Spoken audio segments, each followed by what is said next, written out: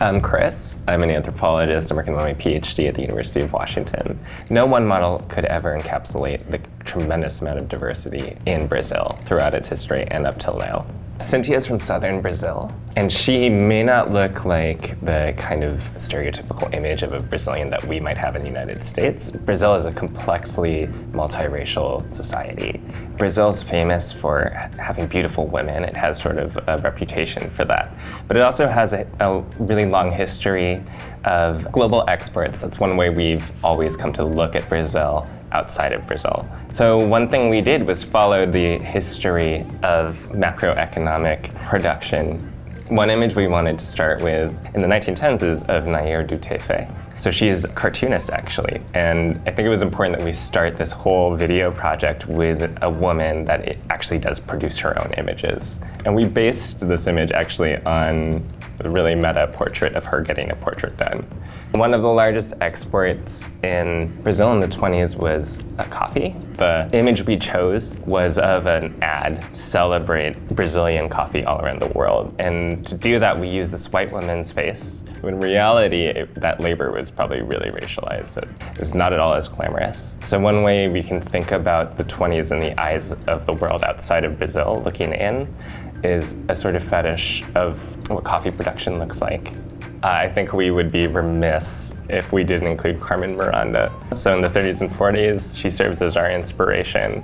She is huge in Brazil, and so huge, in fact, that she becomes a sort of icon or index to the rest of the world. In the 40s, we see her wearing one of her famous headdresses. If you're really thinking historically that a headdress made out of fruit actually also celebrates this rich export culture in Brazil. So fruit production, there's lots of conflict involved in the export of fruit between these mega corporations. So this person, Terezinha Morango, she's a Miss Brazil from the 50s. I think it was important for us to choose Miss Brazil from this particular moment. It's one moment where we see the export of beauty out of Brazil. For the 60s, we chose Rita Lee. It's very iconic. Tropicalia becomes a kind of aesthetic fad all around the world. People want to go to Rio and vacation. And this look, Rita Lee encapsulates this music, that vibe, are all part of that global desire.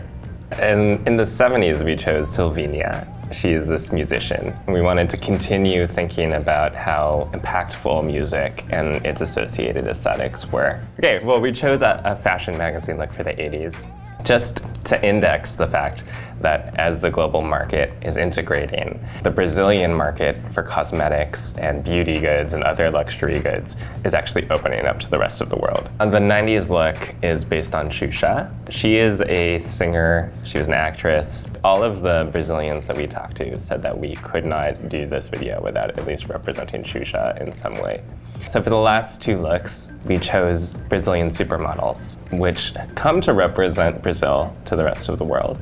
So we thought about the different ways we could represent the present in this video, but knowing that we had this really beautiful and talented supermodel working with us, we had to, of course, choose one of her own looks. I think that's the most honest thing we can do, is ask our model to be herself at the very end.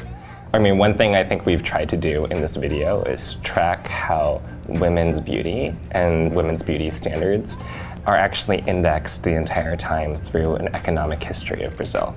When it starts with coffee and fruit in the beginning of the century, and we end with beauty itself as the final commodity, the thing that can be commoditized. In this series, we've run into the problem of representing a really diverse population before. And so just because we're doing Brazil with Cynthia now doesn't mean we can't revisit it with other models, right, that represent other histories.